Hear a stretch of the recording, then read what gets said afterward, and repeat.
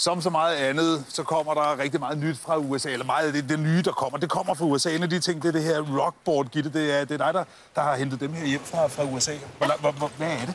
Jamen, det er et helt anderledes løbehjul. For her, som I kan se på børnene, der kører rundt, så står man op på bordet her, på dækket, og så vipper man frem og tilbage, og så er der så et kædetræk, der gør, at man kører fremad. Ja. Og det kan faktisk også laves til løbehjul. Okay, ved at man lige hiver ud, og så presser bordet ned, så har man et helt almindeligt løbehjul også. Lad os lige prøve at kigge lidt på dem, der ligger og racer rundt her. Ja. Altså, man står og vipper, og så sidder der sådan et kædetræk nede under. Ja, som det kan man se. Og det er det, der får det hele til at køre fremad. Ja. Og de kører op til 15-16 km i timen, så man kan få god fart på. Okay. Så det er sjovt at køre race. Lad os lige prøve at kigge en gang på den der teknik, der er hernede. Hvad er det, ikke for teknisk, man? Nej, men alligevel. Nej, men altså her, der sidder kæden. Ja. Og når du kører tilbage her, så kører den frem og får simpelthen sat kæden i gang, så hjulet kører rundt. Og det er sådan set det, så det er jo lige så meget enkelt, ikke? Og så sidder der en bremse hernede, så man kan stoppe igen. Der er håndbremse på, fordi når du er oppe i så højt fart, så er det meget rart at kunne stoppe. Kan du stå på det? Selvfølgelig kan det. Ja, selvfølgelig kan du det. Ja, det kan jeg. Selvfølgelig kan du det. Prøv, vi snakker jo rigtig tit om god motion herinde i Godmorgen Danmark. Det gider vi jo rigtig godt at opfordre vores seere til at komme ud og røre sig lidt. Og det siger du, det er den også god til? Det er den, fordi at, du får motion ved at røre. Det gør du selvfølgelig også ved at gå tur. Men her der har du det super sjovt. Du kan køre race, du kan køre slalom, og så får du din motion ved siden af, hvis man ser det på det. Men jeg tror ikke, det som børnene tænker lige udenbart. Det er bare at have det sjovt. Ikke? Hvor stort er det blevet i USA, det her? Det er kæmpestort, og de har vundet 2 priser for bedste udendørs legetøj. Den store vandt sidste år, og den lille vandt i år. Der er 2 størrelser af den, og denne her, den kan tage mig også. Det kan den, men hvis du vejer under 91 kilo. Jamen, det gør jeg så. Det tror du gør. Ja, det gør jeg så, tak. Kommer I ikke lige herover en gang? Vi er med her. Hvornår prøvede du det første gang? I går. Var det svært at lære? Nej. Er det rigtigt? Gjorde du det meget? Ja. Sejt. Hvad synes du om det? Jeg synes, det er super fedt. Det er rigtig sejt, at man kan bare ikke køre på det, uden at man rører jorden samtidig og sådan noget. Ja. Marius og Alexander, hvornår startede I? For en måned siden, eller 2 måneder siden. Okay. Ja. Så nogle af de allerførste herhjemme. Hvad synes du, det kan? Altså, det kan jo en hel masse ting. Det kan jo, altså, det er jo løbehjul, og det er, altså, man kan stå. Det fedeste er, at man kan stå under røre jorden. Det giver en fed effekt, synes jeg. Løbehjul, der kan man jo alle mulige tricks også, ved jeg. Altså, der er nogen, der er rigtig gode til det, der kan hoppe op af alt muligt og sådan noget. Kan man det på den her også? Nej, egentlig ikke. Det kan man ikke.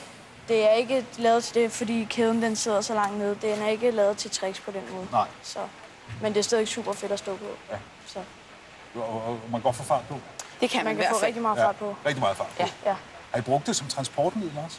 Altså, nu er det jo ikke helt offentliggjort sådan for i dag, men ikke endnu, men jeg regner der med, at jeg skal tage over på vennerne på det, når vi får et. Ja, selvfølgelig.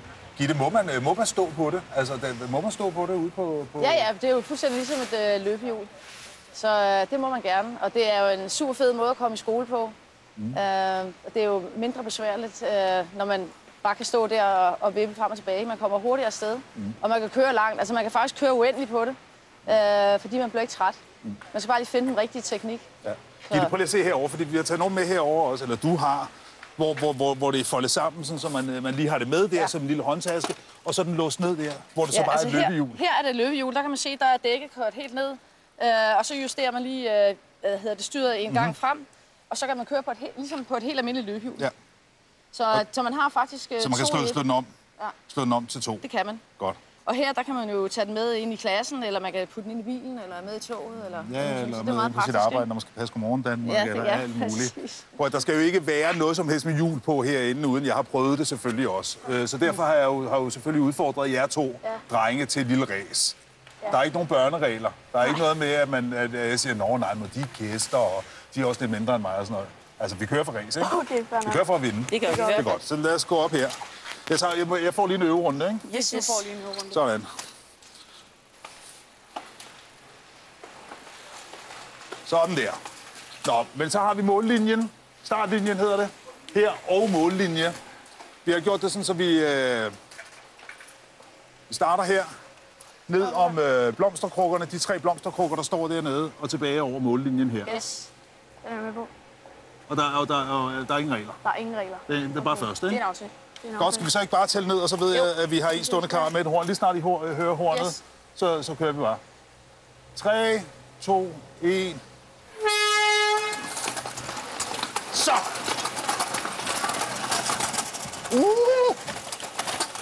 Der kommer jeg lige indenom der. Lisbeth, det er en total ydmygelse, det her jo. Men bror, det ville heller ikke have været fair, hvis du havde vundet over de 2 knægte. Hvad havde det ikke? Men er det meget sjovt? Det er da så sjovt. Ja.